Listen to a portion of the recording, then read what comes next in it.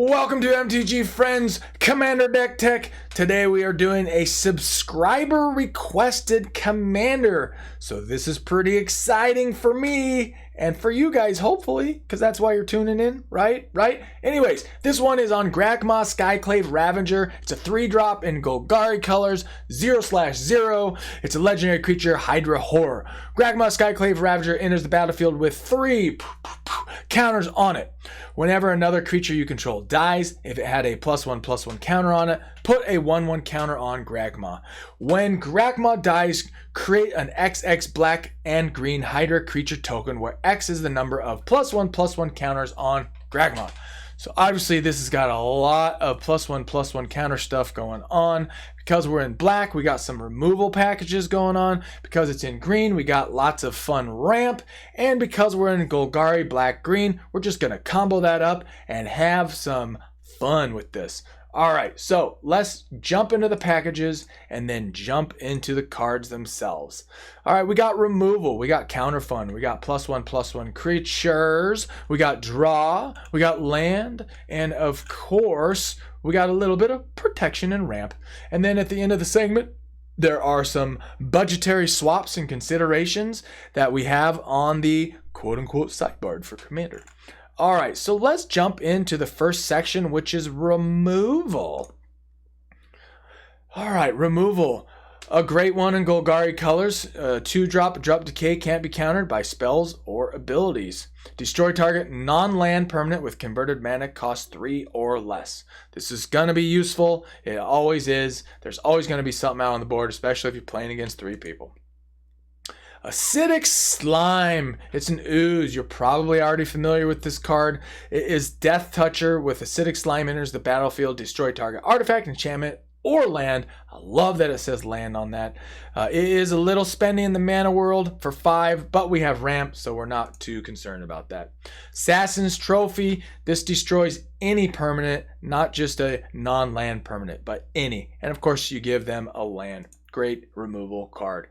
Bane of Progress. It is a 6-drop, but we're in green, so this is not a problem. When Bane of Progress enters the battlefield, destroy all artifacts and enchantments. Put a 1/1 counter on Bane of Progress for each permanent destroyed this way.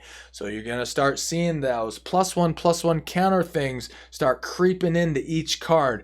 All of this stuff has synergy with one another. So that's why we have this in here. Plus, if you need a reset button and get rid of all those artifacts and enchantments, just be careful how you do it, because you got artifacts and enchantments too that you have to play on the battlefield. Casualties of War. What a great Golgari card. It's a 2 black green with some extra bonuses of being able to decide what you're going to do. Choose one or more. Destroy target artifact, creature, enchantment, land, planeswalker. Lovely. So you could do all of those or just some of those. Just a great card out of War of Spark. All right, Damnation. You need that reset button for creatures. This is the way to do it. Deadly Rollick out of Commander 20. This is just a fantastic card that'll cost you nothing. If you have your commander out in play, it's exile target creature, and it's a 4-drop if you don't. Deathrite Shaman, just a very fantastic utility creature card where you can exile an instant or sorcery from a graveyard, or you can exile a target creature from a graveyard. That's just a fantastic thing to be able to do, especially if you're playing somebody that's doing a lot of reanimation or graveyard play. So a serious consideration if you're in Golgari colors is putting the Deathrite Shaman in your build for sure. All right, so this is in here specifically because of the +1/+1 counters, but it has some extra bonuses and a lot of optional things you can do. So the fine portion for 2 is return up to 2 target creature cards from your graveyard to your hand, which can be incredibly useful mid-game, late game, depending on what's going on the board. And for 6, you may put 2 1/1 counters on a creature you control, then all creatures get -4/-4 until end of turn. So this can be a board clear for some of those sticky creatures that your opponents have that needs -1s, and plus it also buffs up your creatures as well. So just a very interesting, fun include into a +1/+1 counter type deck. All right, Force of Vigor. Boy, just a very strong candidate for most, if not all, green commander builds. If it's not your turn, you may exile a green card from your hand rather than pay the spell's mana cost. Destroy up to two target artifacts and or enchantments. Force of Vigor. Golgari Charm. It's got some versatility to it. It's a 2-drop in Golgari. Choose one. All creatures get -1/-1 until end of turn. So a nice little board clear if one of your opponents is doing a lot of 1/1 weenie issue creatures that are all over the place. Destroy target enchantment or regenerate each creature you control. So a very powerful card that will allow you to do a few things depending on what you need. Command Tower. All right, we're in the land section. Command Tower, of course, you're going to play Command Tower. Exotic Orchard, you play color your opponents can play. Forest, we're running 11. We're not going too crazy with the non-basic lands in this. We do have some, though. All right, Guildmages Forum. This is in here specifically because of this last part. You can add colorless or you can spend 1 and tap, add 1 mana of any color. That's fine, Danny. If that mana is spent on a multicolored creature spell, which we have a lot of those, that creature enters the battlefield with an additional 1/1 counter on it. All right, Hissing Quagmire. This is Golgari colors, but even better. You can spend 3 and Hissing Quagmire becomes a 2/2 black and green elemental creature with Death Touch until the end of turn. It's still a land. So if you need to get a Death Toucher in front of something that's swinging, this is one way to do it. Homeward Path. Put this in here because, you know, blue loves to steal things. And if you're going to be running against anybody that's into thievery, this is how you get your stuff back. You tap it and each player gains control of all creatures he or she owns. Llanowar Wastes. This is a pain land. You can add black or green and deals 1 damage to you. All right, Nurturing Peatland. You can sack it and draw a card. Oran-Reef the Vastwood. You can add green. It does come in tapped. Or you can tap it, put a 1/1 counter on each green creature that entered the battlefield this turn. Lovely. Overgrown Tomb. Overgrown Tomb. Holy moly, almost said tomb, completely wrong. All right, moving on. I'm not even going to edit that out. All right, it's a Shockland. You should know what it is. I'm sure you do. All right, Swamps, we're running 9 of them. We're heavier in the green in this build than we are in the black. That's why we're skewing a little bit further towards the green. All right, Tainted Wood. You can tap it, add green or black to your mana pool. Play this ability only if you control a swamp, which you most likely will. Turn Timber Symbiosis, that bolt modal land on the other side. Look at the top 7 cards of your library. You may put a creature card from among them onto the battlefield if that card has converted mana cost 3 or less. If enters with 3 additional 1/1 counters on it, put the rest on the bottom of your library in a random order. So most likely you're going to go be fetching something that isn't going to have an X in the spell cost, you know, X green black, because you're going to grab it and then put counters on it. So you'll see what I mean when we start going through the creature build. Undergrowth Stadium, right out of Commander Legends. This is that cool dual land where it comes in and untapped unless you have 2 or more opponents. That's great. We finally have the full set of these. Commander Legends filled out the rest of them. I believe the other set was in, don't hold me to this, but Battle Bonds maybe?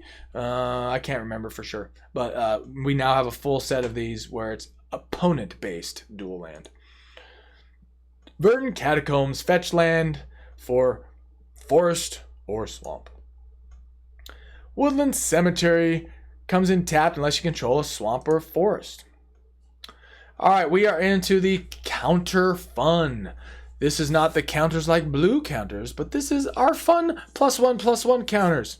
All right, tagging creatures you control have Death Touch. We'll take it.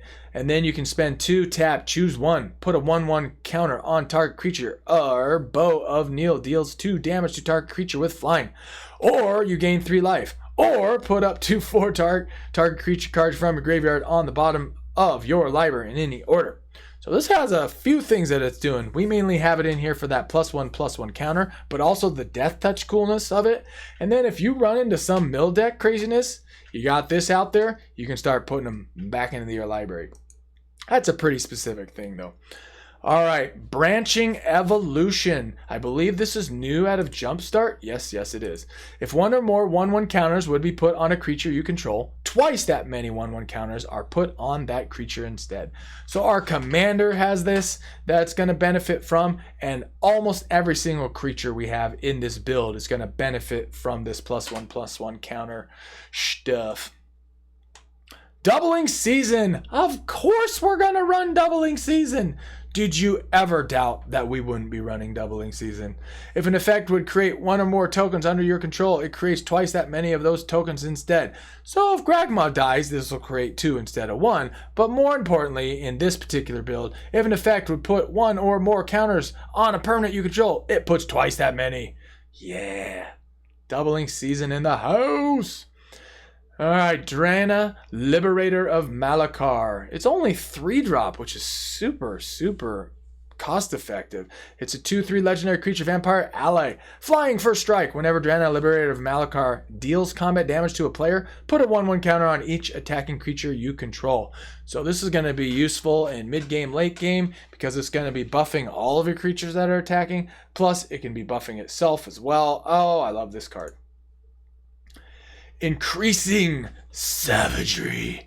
What is happening out there? Is that like is that Mr. King Kong out there? I can't tell. What do you think? Put it in the comments if you think that's King Kong. The teeth are a little sharp. I don't know. Put 5 1/1 counters on target creature. If Increasing Savagery was cast from a graveyard, put 10 1/1 counters on that creature instead. And it's got flashback for 5 green. Inscription of Abundance, right out of Zendikar Rising. So we got some versatility in this card. For 2, you can do one of these, or if you kick it, you can do all of them. Put 2 1/1 counters on target creature. Target player gains X life, where X is the greatest power among creatures they control. And target creature you control fights target creature you don't control. Love that card. It's a new one, and it's super useful with the +1/+1 counter shenanigans going on. Primal Vigor. We got another Doubling Season type thing. For 5, if 1 or more tokens would be put onto the battlefield, twice that many. If 1 or more 1/1 counters, twice that many. Yeah. So get Doubling Season out there and Primal Vigor out there at the same time. You got some serious quadrupling up. Oh, love it. Primal Bounty. This one is also new out of Jumpstart. Whenever you cast a creature spell, create a 3/3 green beast creature token. Whenever you cast a non-creature spell, put 3 1/1 counters on target creature you control. And whenever a land enters the battlefield under your control, you gain 3 life. I think you see why this is in there. It is a 6-drop, so it's a little pricey for an enchantment. But once you have this out, you're going to greatly benefit from its mechanics. Sword of Truth and Justice. I mean, why wouldn't we want to start proliferating our +1/+1 counters? This is one way to do it. It's got +2/+2, and it has protection from white and from blue. And whenever a quick creature deals combat damage to a player, put a 1/1 counter on a creature you control. Then proliferate. Proliferate. Me like some proliferation. In case you weren't completely sure what proliferation is, it's choose any number of your permanents and or players, then give each another counter of each kind already there. So if Grakmaw has +3/+3, it now proliferates and has another. And then if you have other shenanigans out there, it gets even bigger. The Ozeloth, talking about counters and why we want to utilize them and how we want to utilize them. All right, you put this down for 1, and then whenever a creature you control leaves the battlefield, if it had counters on it, put those counters on the Ozeloth. At the beginning of combat on your turn, if the Ozeloth had a counter on it, you may move all counters from the Ozeloths onto target creature. I like that. I like that a lot, and that's why it's in here. All right, we are into the ramp section. Arcane Signet, you're going to run that. Cultivate. you're going to run this too. I mean, you could put in something like Farseek, but we are in Golgari colors, black, green, so that's why we're running Cultivate instead of Farseek. Golgari Signet, of course. Gyre Sage. So this is interesting because it's got some +1/+1 mechanics to it. It's a 2/1/2 creature elf druid with evolve, which just means whenever a creature enters the battlefield under your control, if that creature has greater power or toughness than the creature, as in Gyre Sage, put a 1/1 counter on this creature. Add green for each 1/1 counter on Gyre Sage. So you get this thing out early, you're going to be able to get some nice ramp for tapping, even if it doesn't have a +1/+1 counter, and quicker than you can imagine, it's going to start getting +1/+1 counters, increasing your ramp, increasing the size of this thing so it could swing if you need it. Just a great versatile 1/1 counter creature. Speaking of which, Incubation Druid for 2. It's an 0/2, which, oh, you look at those stats and you're like, meh. But as you all probably already know, because it's from Ravnica Allegiance, you tap it, add 1 mana of any type that a land you control could produce. If Incubation Druid has a +1/+1 counter on it, add 3 mana of that type instead. Yes! And for 5, you can adapt this thing to put 3 1/1 counters on it. Just, it gets bigger by itself, and then it just ramps you up very efficiently. Mana Crypt. You're going to run it if you have it. If you don't, swap it out for, say, a Mind Stone. We say this in almost every deck tech we do because this is in most of our deck techs. Oracle of Muldaya, a fabulous 4-drop 2/2 Elf Shaman. Lets you play an additional land on each of your turns and play with the top card of your library revealed. You may play lands from the top of your library. Just this thing, I can't say it enough. It's just so efficient. If you got a land on top of your deck, you can pull it off so you're sifting through your deck. You're playing multiple cards, land cards. It's just a great, robust card. Skyshroud Claim. This is in here because you can search your library for up to 2 force cards, put them onto the battlefield, then shuffle your library. This includes the things like Shocklands, where it says forest in it, Forest Swamp. Or you can go fetch that as well. So just a great card for ramping. Soul Ring. Talisman of Resilience in Golgari colors. Champion of Lambholt, which is going to start off our +1/+1 critters segment. All right, creatures with power less than Champion of Lambholt's power can't block creatures you control. And when another creature enters the battlefield under your control, put a 1/1 counter on Champion of Lambholt. So you're hoping to get this thing out earlier than later, but even if you get it out mid-game, it's still going to be very useful for you. Corpsejack Menace for 4. It's a 4/4 fungus. If 1 or more 1/1 counters would be put onto a creature you control, twice that many 1/1 counters are put on it instead. And I love this flavor text. Weakness is not in the nature of the swarm. Now, we're not necessarily doing a swarm deck this segment, but just love that text. Endless One. For X, 0/0, Endless One enters the battlefield with X 1/1 counters on it. Oh, so this could get very, very big very quickly. And even if it's early on in your starting hand, you can get this out as a 1/1 and just start beefing this thing up. Buff. Forgotten Ancient, so we can play some games with those +1/+1 counters for 4/03. Whenever a player casts a spell, you may put a 1/1 counter on Forgotten Ancient. At the beginning of your upkeep, you may move any number of 1/1 counters from Forgotten Ancient onto other creatures. So if you have Doubling Season out or something of that nature, you can start moving a counter, which doubles those up, moving things around, and just doing some great fun things.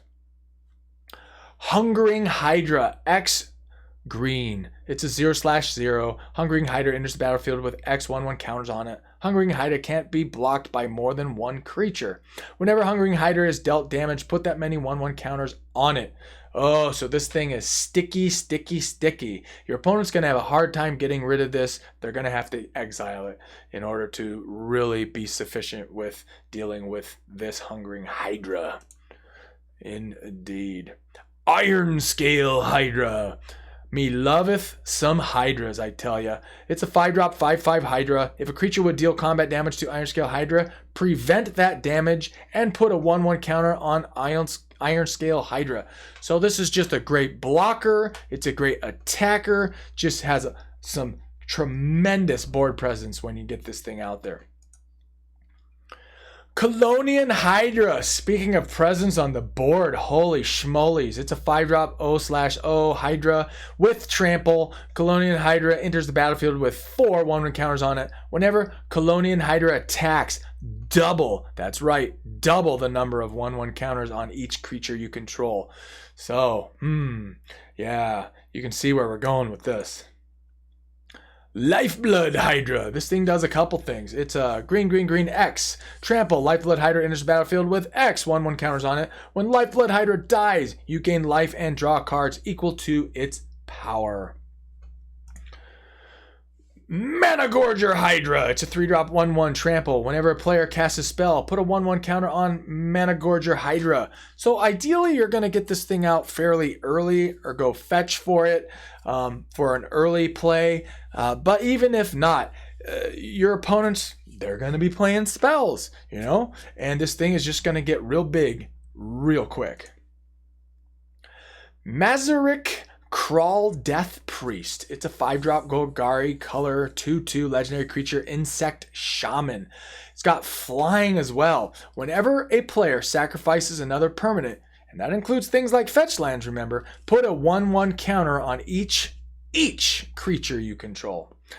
And now you see why it's in here.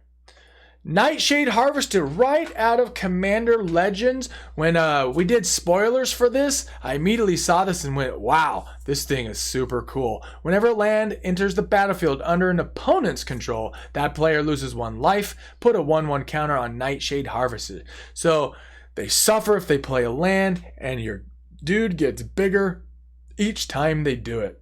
Lovely, lovely, lovely. Nixalis the Fallen. It's a 5-drop in black, 3/3 legendary creature demon. It's got landfall. Now we're not doing a bunch of landfall in here, but it does fun things with the landfall mechanic. Whenever a land enters the battlefield under your control, you may have target player lose 3 life. That sounds good. If you do, put 3 1/1 counters on Nixalis the Fallen. Let's continue this little party with Polacrynose Unchained. It's a 4-drop 0/0 legendary creature zombie Hydra. Oh man, this thing drops with 6 1/1 counters on it, and then you can escape it so that it has 12. And on top of that, you can spend 3 in Golgari, and then it attacks/fights another target creature. Holy moly. Now when it escapes with 12, can you imagine having doubling season where it comes out as a 24? Really? That's just crazy town. Oh, so that's why we have this in this build, because at the very least, you're going to have a lot of fun playing this thing, and the shenanigans that it brings is just going to make you smile a little bit. All right, next up, Primeval Protector. It's 11. Holy moly, really? 11? Are you kidding me? It's a 10/10 though, and it's an avatar. But Primeval Protector costs 1 less to cast for each creature your opponent controls. When Primeval Protector enters the battlefield, put a 1/1 counter on each other creature you control. So the hope here, folks, is that when this hits the battlefield, you got a lot of board presence, and you just watch everything go bloop, and then your opponents go, no! That's the hope. That's really the hope. Primordial Hydra. I probably don't need to use this voice, so I won't use it anymore. X green 0/0 Hydra. Primordial Hydra enters the battlefield with X 1/1 counters on it. At the beginning of your upkeep, double the number of 1/1 counters on Primordial Hydra. And on top of all this, Primordial Hydra has trample. As long as it has 10 or more 1/1 counters on it, you're gonna most likely be able to get 10 on there without too much sweat. So, yeah, sir. All right, Renegade Crassus. It's a 3-drop 3/2 that you might not be aware of this card. It's got evolve, so if you play something that's bigger than it, it's going to get a +1/+1 on it. Whenever Renegade Crassus evolves, put a 1/1 counter on each other creature you control with a 1/1 counter on it. So, man, just gives you lots of board buffing. Loving it. Loving me some Renegade Crassus. Rayhan, Last of the Abzan. It's a 3-drop Golgari 0/0 legendary creature human warrior.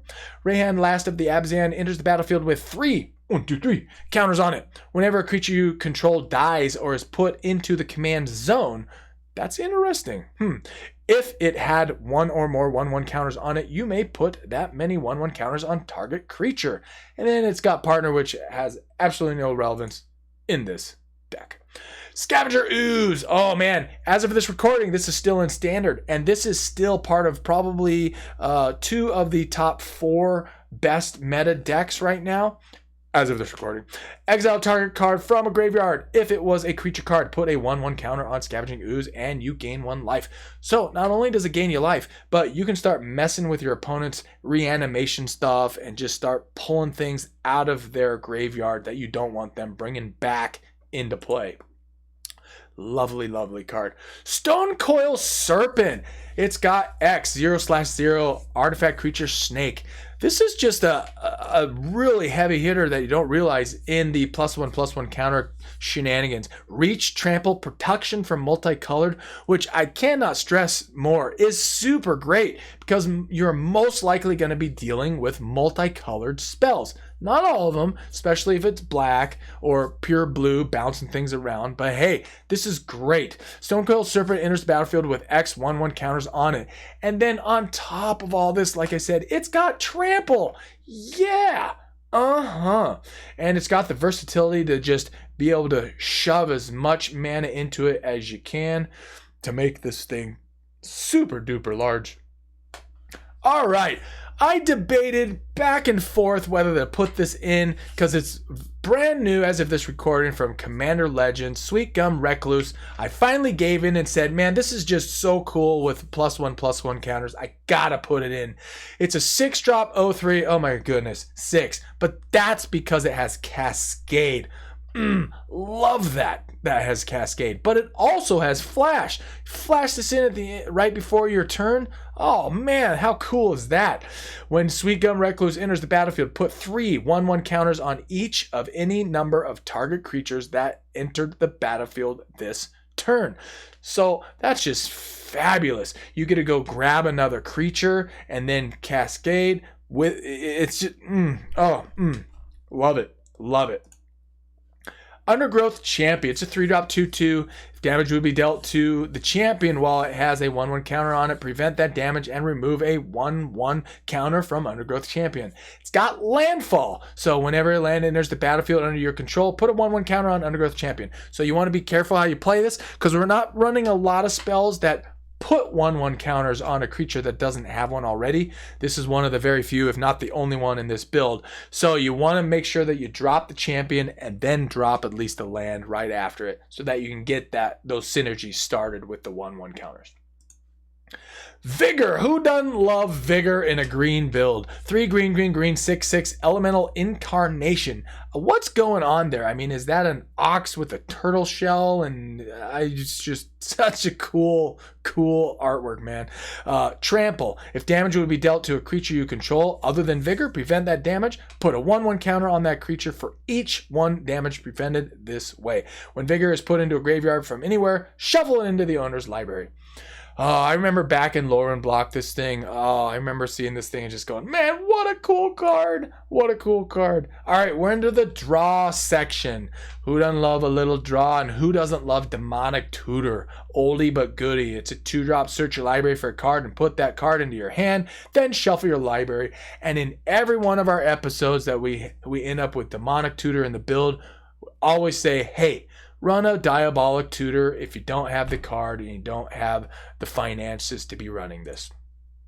Garruk's Uprising. Oh, so great in green. It is definitely becoming a staple in Commander for green, especially if you have creatures that are 4 or greater. When Garruk's Uprising enters the battlefield, if you control a creature with 4 or greater, draw a card in terms of its power. Creatures you control have trample. Oh, bonus. Whenever a creature with power 4 or greater enters the battlefield under your control, draw a card.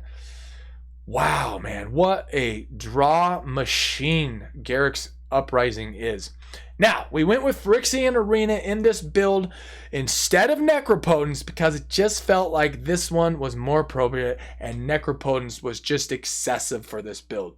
And as you know, you could easily swap out Phyrexian Arena for Necropotence, and you know why you're doing it, and you know why you want to run Necropotence instead. So, at the beginning of your upkeep, you draw a card and you lose 1 life. Woo! There we go. Return of the Wild Speaker for 5. Choose 1. What a draw machine. Talking about draw machines. Draw cards equal to the greatest power among non-human creatures you control. Or non-human creatures you control get +3/+3 until end of turn. So most likely you're going to be using this for the draw mechanics of it. But hey, maybe you got a wide board and you just want to buff everything. This is the way you're going to do it. And it's at instant speed. Oh man, the best card for Commander in green that came out of Throne of Eldraine, if you ask me, is the Great Henge.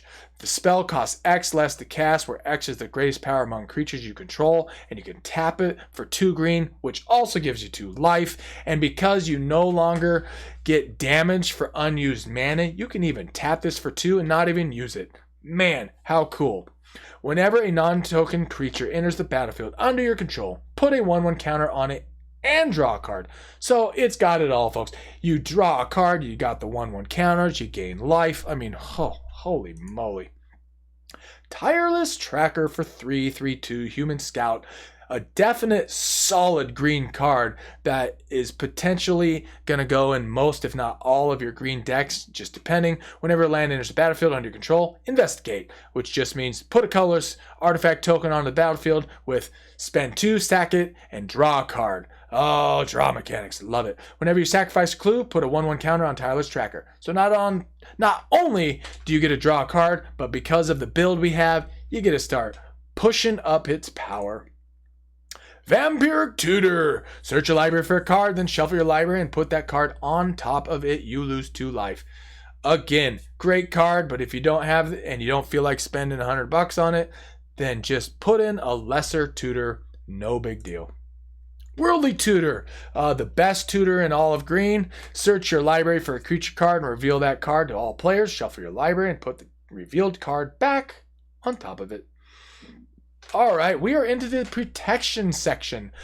One that you may have not even thought about, Arachnogenesis. It's a 3-drop. So at very minimum, you're only going to pay 3 to give yourself a little protection. Put X1/2 green spider creature tokens with reach onto the battlefield, where X is the number of creatures attacking you. Prevent all combat damage that would be dealt this turn by non-spider creatures. Well, you are most likely not going to be playing against people playing spiders and spider decks. Well, unless you play me and I happen to be playing my spider deck. You can check out that episode at your leisure. This is just fabulous because even if they're only attacking with 1 creature, but it's just a giant one that's going to really swing the game for you, you can play this for 3 and not take that damage to the face. Oh, just a fantastic, great card that can also fill your board if they're attacking with all sorts of creatures. And then you also have a bunch of blockers too. Heroic Intervention, and auto-include in all green. If you ask me, permanents you control gain hexproof and indestructible until end of turn. What a wonderful green protection spell. Swift Foot Boots. I almost said that wrong, but I didn't, so moving on. Equipment. It's 2-drop. Equipped creature has hexproof and haste. Equip for 1. And the reason we're playing this one instead of, the one with Shroud is because we want to be able to put our sword and a couple other spells onto our critters. Veil of Summer. Draw a card if an opponent has cast a blue or black spell this turn. Spells you control can't be countered this turn. You and permanents you control gain hexproof from blue and from black until end of turn. I can't think of a game that I have played where Veil of Summer hasn't been useful. Couldn't tell you the last time it just sat dead in my hand. I have always been able to find a way to utilize this card because you're going to be playing against somebody playing black and or blue or both, especially if you're playing against 3 other people. And you guessed it, folks, Wait for it. We've come full circle. And we are back to Grakmaw, Skyclave Ravager. What a great commander. This is intended to be incredibly fun. Have lots of fun with the 1/1 counter shenanigans and the tokens. Mostly the 1/1 counter stuff going on. Make sure if you're new to the channel, you hit subscribe, hit that alert button. Make sure you hit that like button, please. It's very helpful for us. And definitely put comments in the comment section. Tell us what you think, if there's other cards that you'd like to consider, and also if there's commanders that you'd like us to cover.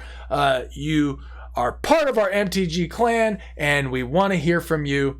Thanks for tuning in. Check out our other episodes. And yeah, that's it. Check you later.